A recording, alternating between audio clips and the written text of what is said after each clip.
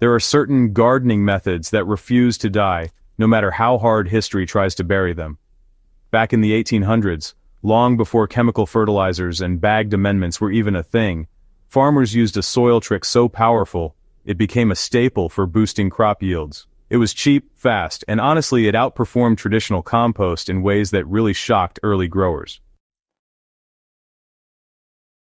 Over time, as commercial fertilizers took the spotlight, this method was sidelined and, even frowned upon because of its strong smell and the raw way it was made.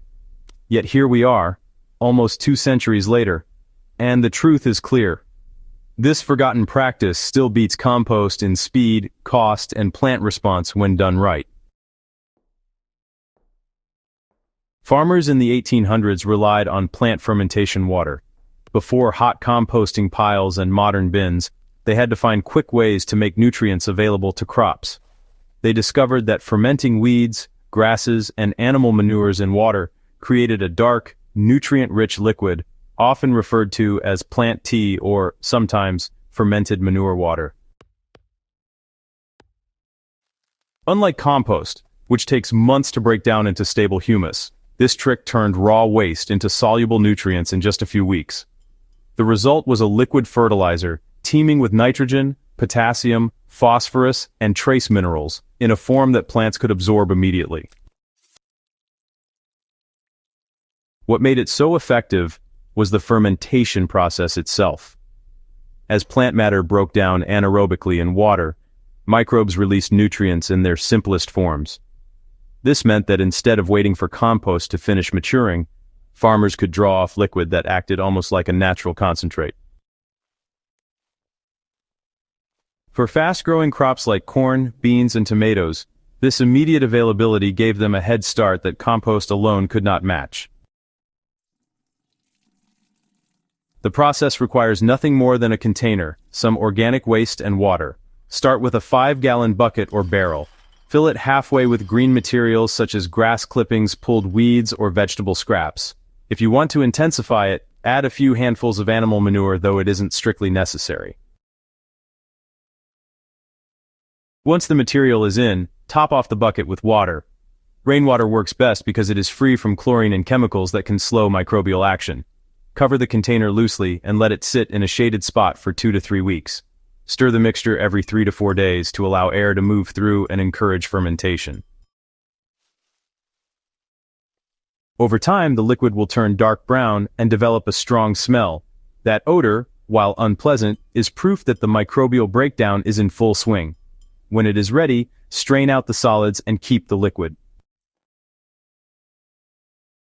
This liquid is concentrated and must be diluted before use. A safe dilution is 1 part liquid to 10 parts water for general feeding. For heavy feeders such as tomatoes, peppers, or cucumbers, you can use a stronger dilution of 1 part liquid to 5 parts water. Apply it directly to the soil at the base of your plants every 2 weeks during the growing season, and you will see faster growth and heavier fruiting. Compost is invaluable for building long-term soil health, adding organic matter, and supporting soil structure. However, it releases nutrients slowly as microbes continue to break it down in the soil. This makes it perfect for maintaining fertility over time, but less effective when plants need a fast boost. The fermented liquid, on the other hand, is already pre-digested by microbes. Nutrients are dissolved in the water and ready for roots to absorb instantly. This is especially important during critical growth stages. When tomatoes are about to flower or cucumbers are setting fruit, they need a quick influx of potassium and phosphorus. A drench of fermented liquid provides that almost immediately, while compost applied at the same time would not break down fast enough to meet the crop's demand. This is why farmers in the 1800s relied on this method for timely boosts, even when they had compost piles available. Take tomatoes as an example. If you apply diluted fermented liquid every 2 weeks, once the first flower clusters appear, you'll notice an increase in both the number and size of fruit trusses. Cucumbers respond with vigorous vine growth and more consistent fruiting. Corn fed during its rapid vegetative stage will grow taller and produce fuller ears. even leafy greens such as kale, spinach, and lettuce will show a deeper green color within days of application, thanks to the nitrogen boost. For fruit trees, this method can also be effective. A diluted drench around the drip line in spring helps kickstart early growth and supports blossom development. Just be sure not to over-apply, as too much nitrogen at the wrong stage can reduce fruit quality. The beauty of this trick lies in its simplicity and zero cost. Every gardener has weeds, grass clippings, and kitchen scraps that would otherwise go to waste.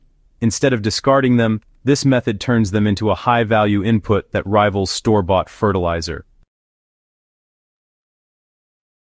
At a time when many are seeking low-cost, sustainable solutions, the 1800s practice of fermented liquid feeding deserves a place in every serious gardener's toolkit.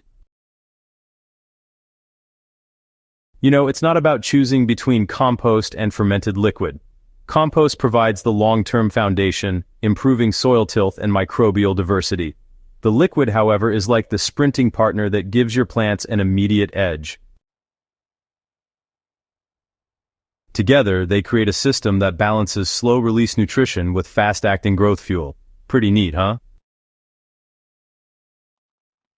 This banned soil trick from the 1800s is more than just a curiosity. It's a practical tool that can still outperform compost in the right situations. It costs nothing, requires only what you already have, and delivers results that even expensive fertilizers struggle to match. Amazing, right? Why not try a small batch this season? Apply it to a section of your crops and see for yourself how quickly plants respond.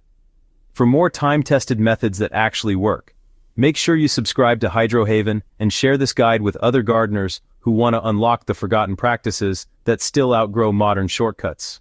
Sounds exciting, doesn't it?